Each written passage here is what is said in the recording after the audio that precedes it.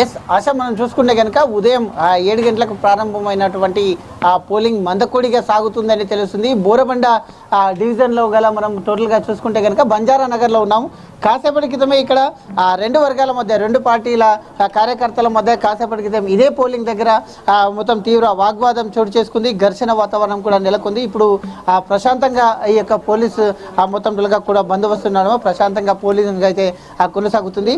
కాసేపటి క్రితమే ఇరు వర్గాల మధ్య ఇరు పార్టీల నాయకులు మొత్తం తీవ్రంగా ఘర్షణ పడ్డ నేపథ్యంలో ఇక్కడ అభ్యర్థి అయినటువంటి బీఆర్ఎస్ అభ్యర్థి అయినటువంటి మాగంటి సునీత కూడా రావడం జరిగింది. మొత్తం కూడా కొన్ని తీవ్ర ఆరోపణలు కూడా చేశారు. మొత్తం కూడా పోలీసులు కూడా ఏకపక్షంగా వహిస్తున్నారు అంటూ కూడా తీవ్ర ఆరోపణలు చేశారు. మొత్తం కూడా చూసుకుంటే కనుక అయితే మొత్తం ఈ యొక్క బీఆర్ఎస్ నాయకులను అందరినీ భయభ్రాంతులకు గురి చేస్తున్నారు అంటూ కూడా మాగంటి సునీత చెప్పడం జరిగింది. ఈ యొక్క పోలింగ్ కేంద్రాన్ని సందర్శించడం జరిగింది. మొత్తం కూడా చూసుకుంటే కనుక ఇక్కడ ఉన్నటువంటి కార్పొరేటర్, స్థానికంగా ఉన్నటువంటి కార్పొరేటర్ బాబా ఫసీయుద్దీన్ అయితే దాడి చేయడం మొత్తం కూడా తీవ్రంగా విమర్శలు వస్తూ ఉన్నాయి. అయితే విజయ్ పైన, బీఆర్ఎస్ నాయకుడు విజయ్ పైన మొత్తం కూడా దాడికి చేసిన ఇదే బూత్లో మనకు చూపిస్తున్నారు. ఓటు వేసిన క్రమం లోపల ఓటు వేసి వచ్చినటువంటి అభ్యర్థి అయితే తన వేలుకున్నటువంటి సిరా చుక్కను, సిరా ముద్రను చూపిస్తున్నారు. మొత్తం ఓటు వేసి వచ్చారు. ఇప్పుడు కాసేపటి క్రితమే ఇక్కడ గొడవ జరిగింది. భారీ ఎత్తున గొడవ జరిగి పోలీసులు రంగప్రవేశం చేసిన తర్వాత ఇప్పుడు ఎంత ప్రశాంతంగా కొనసాగుతుందో చూస్తున్నాం మనం. ప్రశాంతంగా మొత్తం కొనసాగుతుంది.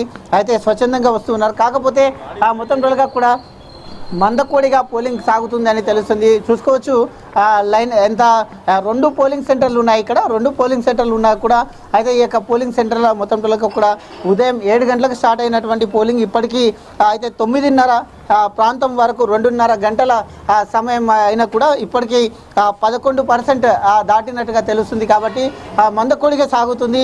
మనం చూసుకోవచ్చు ఇక్కడ క్లియర్గా కొన్ని ఇన్స్ట్రక్షన్స్ కూడా ఇచ్చినారు. అయితే ఓటర్ స్లిప్తో పాటు ఏదైనా ఒక ఐడి కార్డు ఉండాలి. ఒక ఐడి కార్డులో మొత్తం టోల్గా చూసుకుంటే కనుక 13 ఐడి కార్డులలో ఏదైనా ఒక ఐడి కార్డు ఖచ్చితంగా ఉండాలి అంటూ కూడా చెప్తూ ఉన్నారు. ఓటర్ ఐడి లేదా ఆధార్ కార్డు లేదా జాబ్ కార్డు ఏదైనా, అయితే బ్యాంక్ పాస్బుక్ కానీ, డ్రైవింగ్ లైసెన్స్ కానీ, పాన్ కార్డు కానీ, ఈ దాంట్లో మొత్తం మొత్తం ఈ యొక్క 13 డాక్యుమెంట్స్ని అయితే ఈ యొక్క ఎన్నికల సంఘం నుంచి 13 డాక్యుమెంట్స్లో ఏదైనా ఒకటి తీసుకొని రావచ్చు అంటూ కూడా చెప్పడం జరిగింది. ఈ నేపథ్యం చూసుకుంటే కనుక మొత్తం ఇక్కడ బోరబండలో చూసుకుంటే 50, బోరబండలో మొత్తం కూడా 50 మొత్తం కూడా చూసుకోవచ్చు.